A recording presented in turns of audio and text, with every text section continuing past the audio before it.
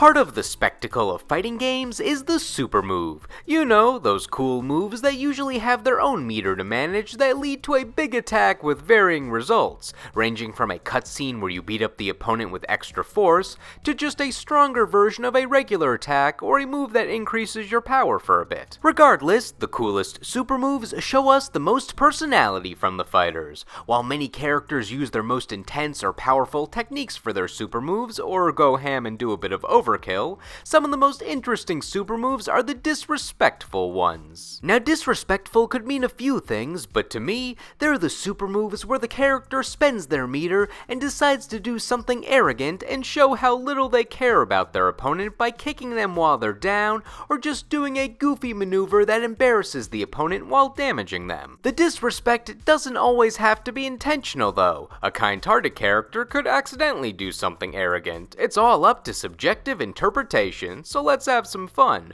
Also, one character per series of origin. Now, let's admire the top 10 disrespectful super moves in fighting games. Number 10.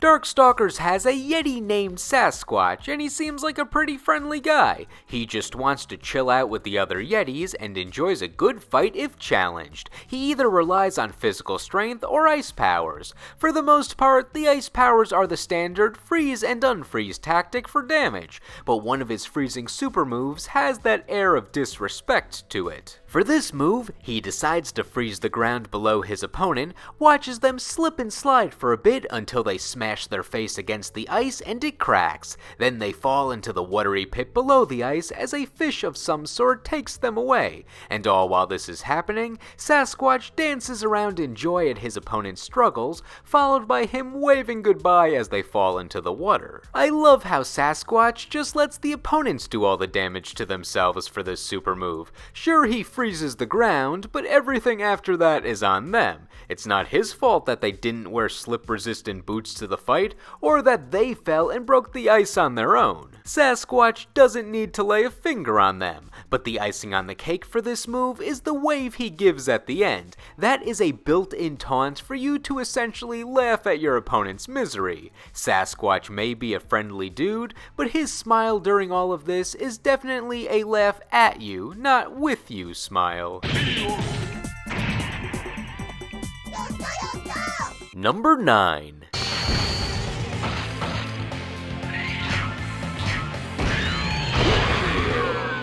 In Bloody Roar, characters turn into humanoid animals as a way to fight with feral skills in combination with whatever martial arts they know. The second game introduced Beast Drives, which are super moves where the character goes as wild as they can in their animal form. But what do you do when your animal form isn't particularly vicious? Alice's beast form is a giant rabbit, so instead of mauling her opponent or using any weird animal appendages, she just plays a bit of soccer, which has been her super move in following games too. She just folds her opponent into the most round shape she can, kicks them up, gives them a little knee, a chest bump, and then goes for the goal. I like how nonchalantly she does each motion when bouncing the opponent around, as if this is second nature to her. What really sets off the disrespectful alarm with her though, is how she makes her opponent so bounceable. When other fighting game characters play a bit of sport with their opponent's body, they generally use magic or some sort of supernatural ability to put the opponent in ball form, so it's understandable how they can't move for the duration of the sport-themed super move. Alice, though, just treats the opponent like clothes fresh out of the laundry and folds their limbs like they're a bedsheet. The fact that they just watch as she bends their limbs back and proceeds to try out for the next FIFA game is really funny to me. And, since she's a nurse, she could even help heal your wounds that she caused from kicking you into next Sunday, but only if you're nice enough. You win. Number 8.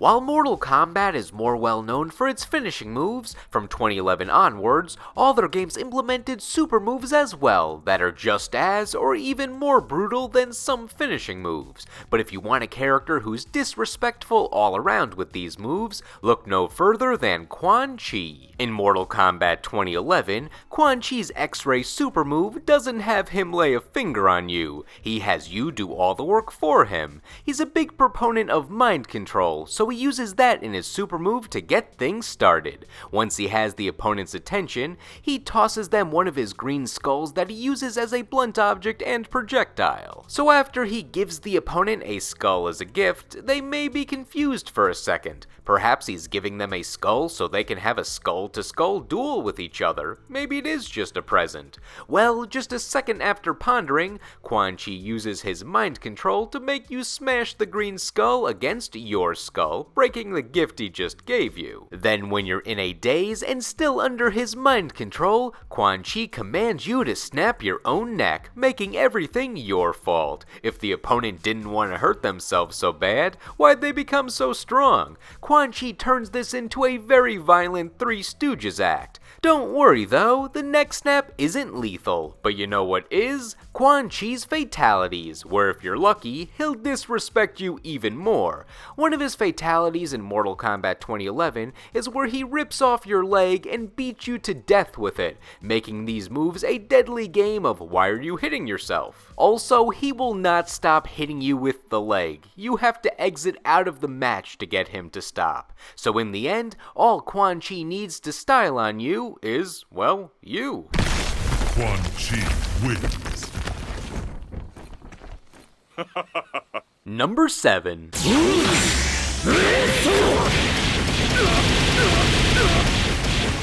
おや、見かけ倒しってやつですか?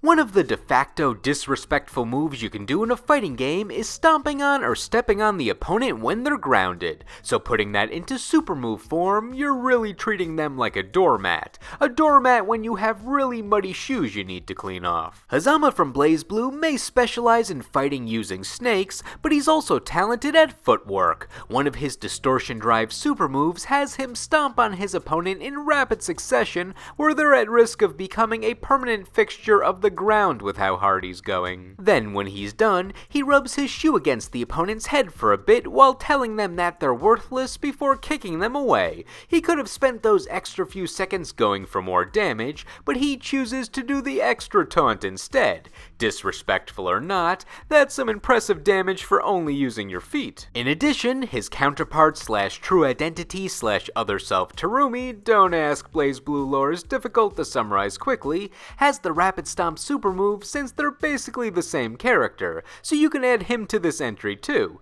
Though Terumi doesn't go as hard with his super move stomps. When he does the taunt in his super move, he only does one stomp before and after. That being said, Terumi utilizes stomping more with his regular moveset, so he probably feels he doesn't need to get out all of his stomping tendencies with the one super move. Hazama, on the other hand, not only does the taunt and many stomps for his super move, but if he has his energy circle up, he starts stomping slow and then goes fast before doing the taunt, like he's really savoring those stomps at the beginning. So because of that sheer intensity and emotion, Hazama gets top billing for this spot over Terumi. あら、もう寝ちゃうんですか?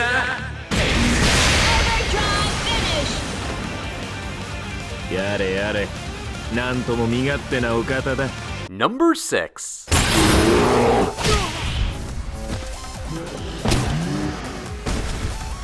Before Tekken had super moves, they had moves that could take off half your health bar and were usually unblockable in exchange for being incredibly slow to start up. These high-risk, high-reward attacks essentially acted as the game's super moves before introducing more traditional super moves in Tekken 7. One of Kuma the Bear's high-power moves was Fatal Wind, where he turns around and releases a wind from his backside that immediately KOs the opponent if they catch wind of it. It's incredibly easy easy to see coming, and you basically have to walk into it to get hit by it. But it's a funny note in Tekken's history. It's a killer fart attack. Sometimes you need the simple gags in life. And with this being Kuma's most powerful attack, when Capcom was making super moves for Tekken characters in Street Fighter Cross Tekken, Capcom decided why not use his allegedly strongest attack. This changed Fatal Wind from a normal attack that you needed luck to hit with, to a move that you could get off a hit confirm with a cutscene to glorify the fart. A good wind. The super move starts with Kuma hitting his opponent, and then they land face first on his butt. The opponent may wonder for a second what's gonna happen next. Will he kick them with his hind legs, maybe turn around and maul them when they're trying to get up, or he could just lean backwards and crush them with his weight. But just as they realize what's going on, Kuma drops the bomb and passes gas, which is a direct hit and does as much damage as one of his claw slashes, so that's a powerful wind. Then of course you have the satisfaction on Kuma's face where he knows what he did, combined with the disgust on the opponent's face. This super move is the ultimate flex that you use one of the strongest beasts in the animal kingdom to just fart on the opponent for results that a few claw swipes could do instead. Final note, Kuma's official tag partner in Street Fighter Cross Tekken is Heihachi Mishima, who you can do a tag super move combo with from his dramatic cutscene right into the Fatal Wind. It's some good tonal whiplash.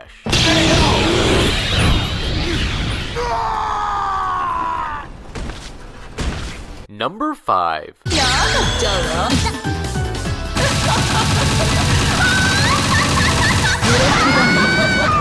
Laughing at your opponent during your super move is the ultimate display of verbal disrespect. While some laugh at their opponent before they start thrashing or after they finish attacking, right in the middle of it is the best time if you want to be rude. It shows your opponent how little you care about them, especially when it's the famous Ojo-sama laugh that sounds like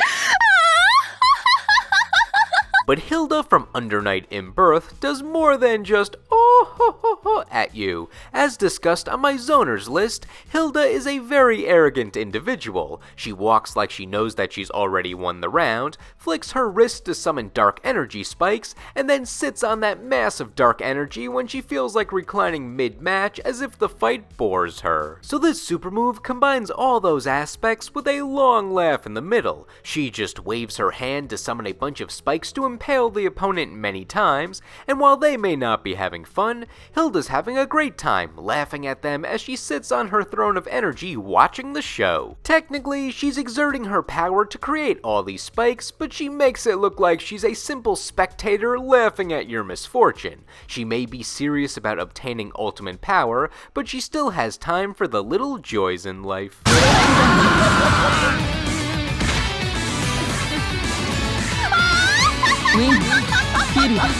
Number 4. Sleep for eternity! The mighty Algol has no KO. It's one thing when a powerful character sits on a throne to show their high opinion of themselves, but Algol from Soul Calibur takes it a step further and brings that throne to the match. It's a part of his moveset. Being a king who created the Soul Calibur sword, he has a high ranking in the universe, so he's earned his throne. He primarily uses it to teleport and bounce you against it mid-combo. He even has a counter move where he makes you sit in it, but for the most part, he fights with his legendary swords, pointy things coming out of his body, and shadow balls. However, the throne comes into play whenever he wants to take out his strongest attack. In Soul Calibur 4, there were finishing moves called critical finishes, which were cinematic moves that automatically defeated the opponent if you met certain conditions. These moves were fun to watch, but were very unreliable in terms of meeting the conditions to use them. I never knew anyone who did them consistently. Algol's involved him doing some flashy attacks, and then landing on his opponent while sitting atop his throne. However, Soul Calibur 5 removed this finishing move mechanic in exchange for a more traditional meter for enhanced attacks and super moves, with their super moves called critical edges, and I like this mechanic a lot better. Some of the super moves were less crazy than the finishing moves, but Algol retained the most important aspect from his finishing move in his Soul Calibur 5 super move.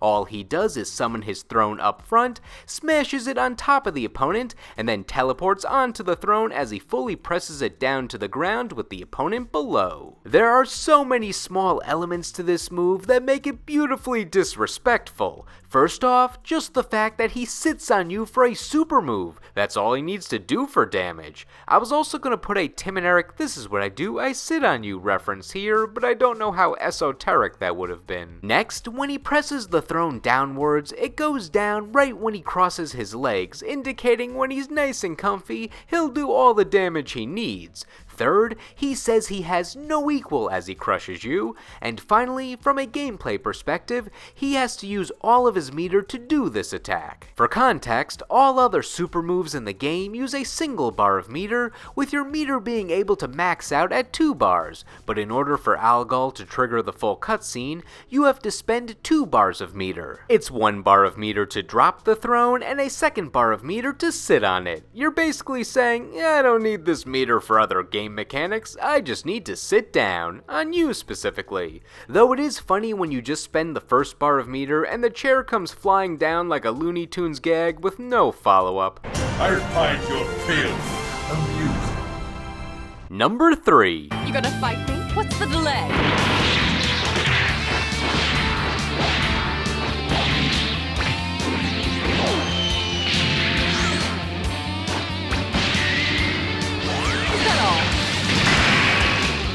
I love the way Dragon Ball fighting games do super moves. They're the gold standard for me. While some of them can get monotonous with all the beams, they find plenty of ways to differentiate them. But my favorites are always the ones where we get a cinematic rush attack where the character does a variation of something we saw in the anime. One that has always stuck out in my mind is Android 18's in the Budokai Tenkaichi and Raging Blast games. 18's super move in Raging Blast was the same as it was in the third Budokai Tenkaichi game, just with more polish, so I'm going with the Raging Blast 2 variant for this entry. She does a few single strike hits at dramatic angles, trips the opponent, and then nonchalantly tosses them back to the ground. While the casual nature of these hits could be considered disrespectful, we're just halfway through this attack. Once they land face down, ass up, she teleports down there and just looks down on them in shame, not even sure if they're still conscious to see her condescending look. After deliberating on what to do with the opponent, she just kicks them once while they're down and walks away. But as she turns around, she does one of the smoothest behind the back finger beams to simultaneously blow them up and turn her back to the opponent. And the fact that she could have just finished you off with that beam, but takes the extra few seconds to kick you to see if you're still awake adds to the disrespect level. Combine that with her default facial expression of not caring during all of this, and add in one more compliment for that behind the back motion, and I don't see how this super move could look any cooler. Surprising, I didn't think you'd make it this far. Number 2.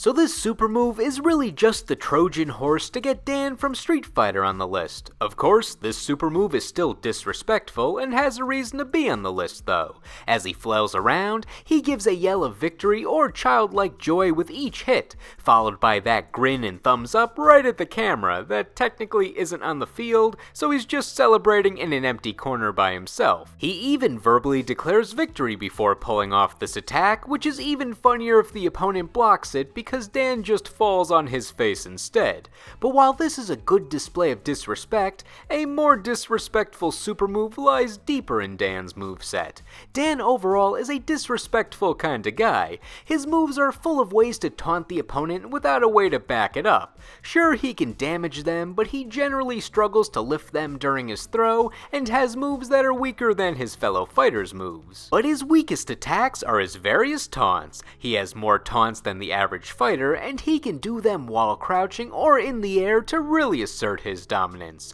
Some of them are just for show, while others have extra benefits like meter gain. But his most disrespectful taunt and super move is his super taunt. Here I come! Hola! Let's drop! Don't underestimate me. I'm awesome! Woohoo! Piece of cake! Dan taunts, rolls again, taunts again, and keeps repeating this until he does his famous thumbs up to fully exclaim why he's the best. And this does count as a super move because the super move visual spark occurs on screen before he does this, and he has to use all his meter to make this taunt happen. Meter that could be spent on a damaging super move or enhanced attacks. He's basically saying, I don't need my meter to defeat you, now watch this. And during this super taunt, you can hit Dan at any point. He leaves himself wide open, so he's basically spending all his super meter to let his opponent get a free hit while saying he's better than them. Though, once you let Dan declare victory with his super taunt, he's already won on a figurative level.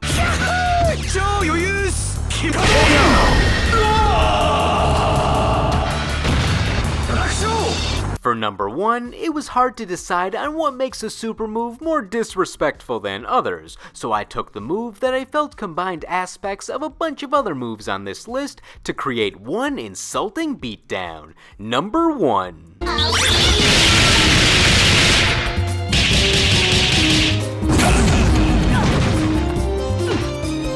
sense in bumping gums.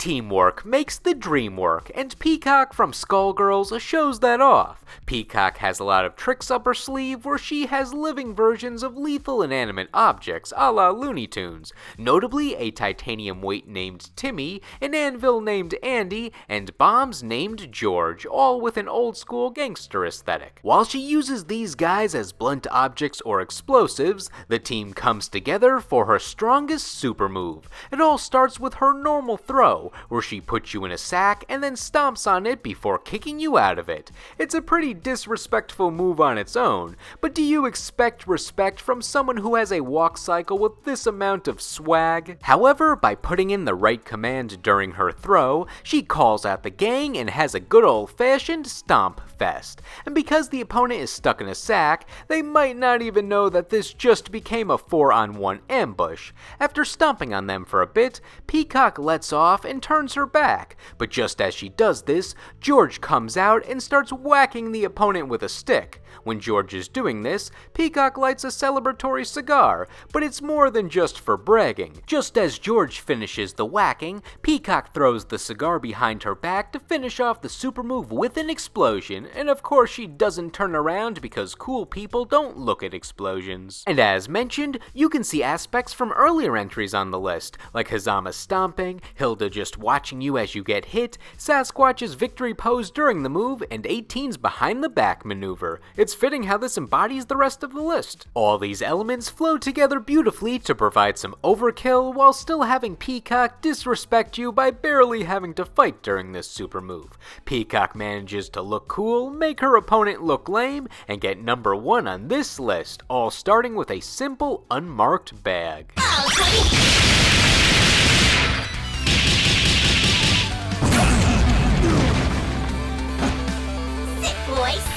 Now, what did you think? Were all these super moves sufficiently disrespectful, or did some of them show a bit more honor than I thought? And which super moves in fighting games have the best display of disrespect that I didn't mention? There's a lot of fighting games and characters out there, so I'm sure there's plenty more. Let me know in the comments. Anyway, thank you all for watching, and I will see you in the next video.